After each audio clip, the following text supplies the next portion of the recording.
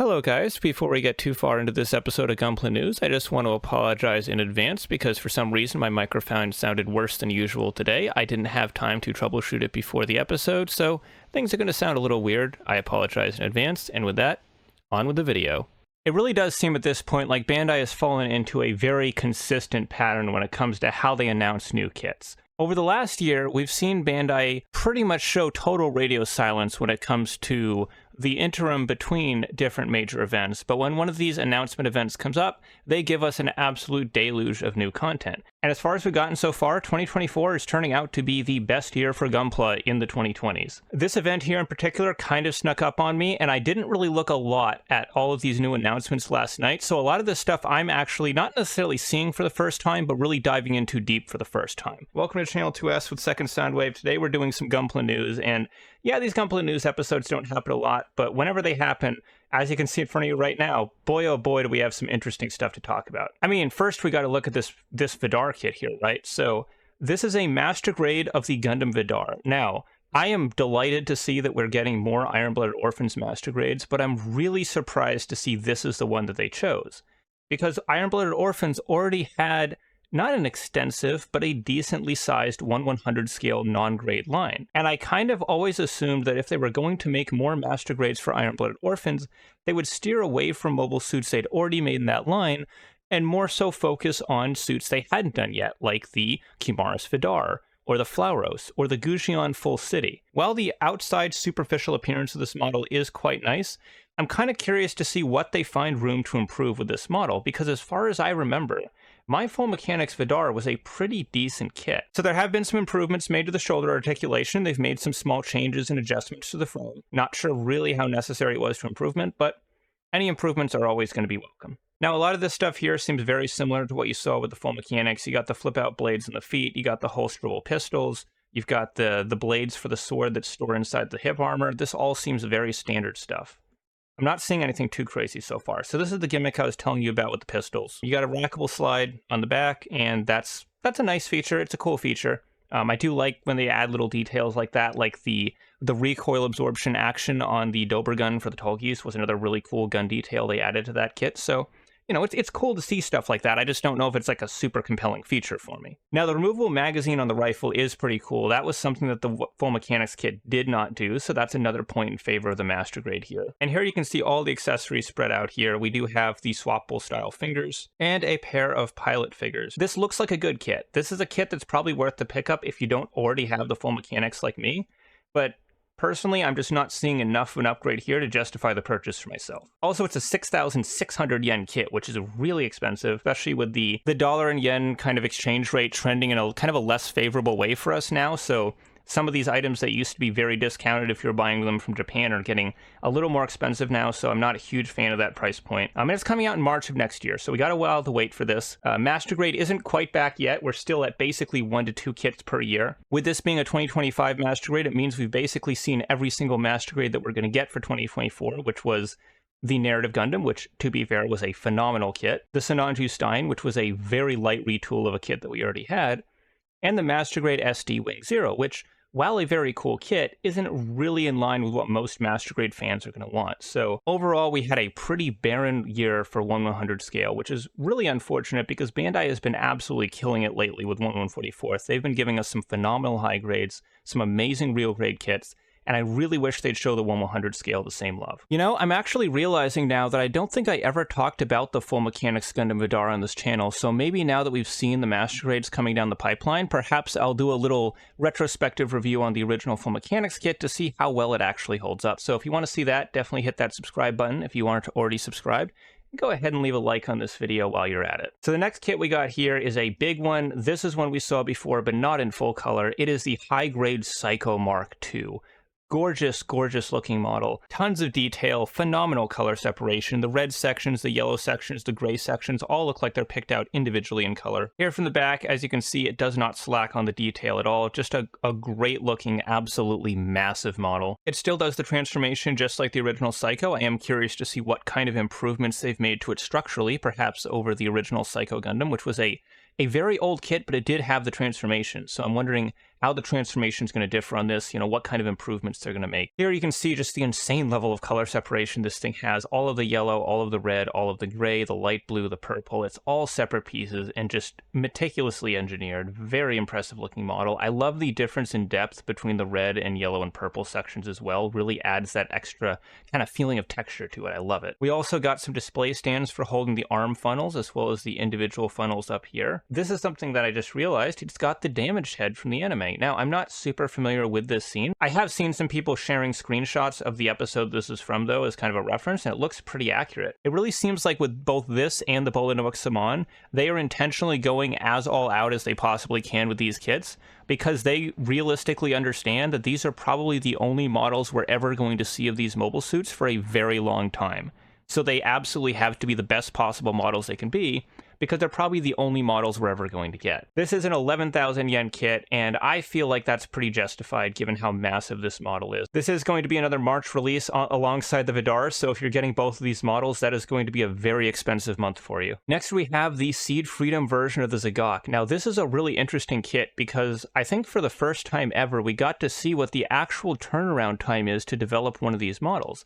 Because according to some comments made by the designers, they actually were not intending to make this kit until after they saw the movie at the premiere and they saw the Zagok in action, which means that they could not have started working on this kit earlier than January 2024, and it's releasing in February 2025, meaning that we now have pretty solid confirmation that developing a high grade of this caliber takes Bandai about a year from start to finish, which is good information to have and more or less lines up with my previous suspicions about how long it takes to design one of these kits.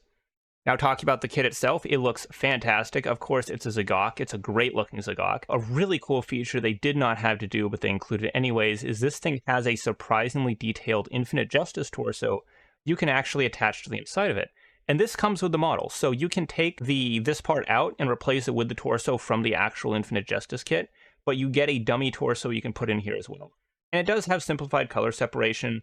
It's missing some colors on the chest. It doesn't have the shoulder joints. It doesn't have the waist joints. It doesn't have a couple small details on the head.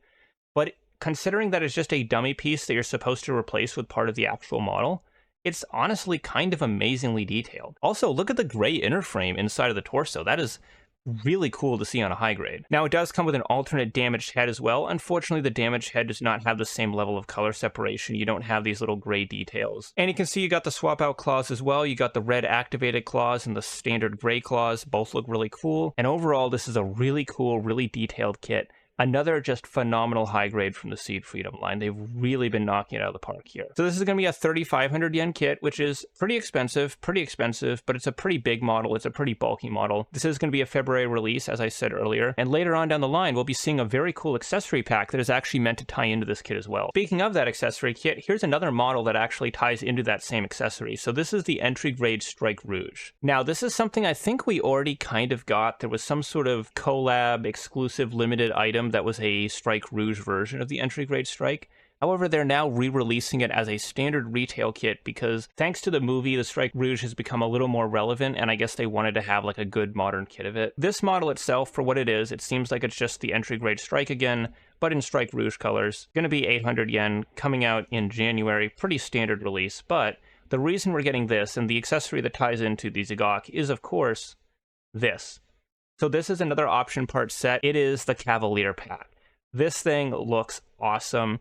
It is huge. It is expensive too, by the way. This is a 3,000 yen set, so pretty expensive for an option part set, coming out in February, same month as the Zagok. I could almost not stumble over my words there. This does also come with a rifle for the Force Impulse Spec 2. It's really not a cheaper way to get it because it's still a 3,000 yen kit, so you're kind of screwed either way. You either have to buy a 3,000 yen Gelgoog to get this rifle, a 3,000 yen Cavalier pack, or an even more expensive real grade Blast and Impulse Spec 2. So no matter what, if you want to get this rifle for your Force Impulse Spec 2, you are kind of screwed. Still, though, it is cool they included it here anyways. Here you can see the backpack attached to both the Strike Rouge and the Zagok. It does come with some adapters for both of them. On the Zagok here, you can see it is just a massive piece of hardware. The Zagok is already a pretty big mobile suit, and this thing just absolutely dwarfs it. So while it's not a cheap model, I do kind of understand the price point. I'm really curious to see how good the color separation is on this, because there's a lot of little color details on the sensor arrays here.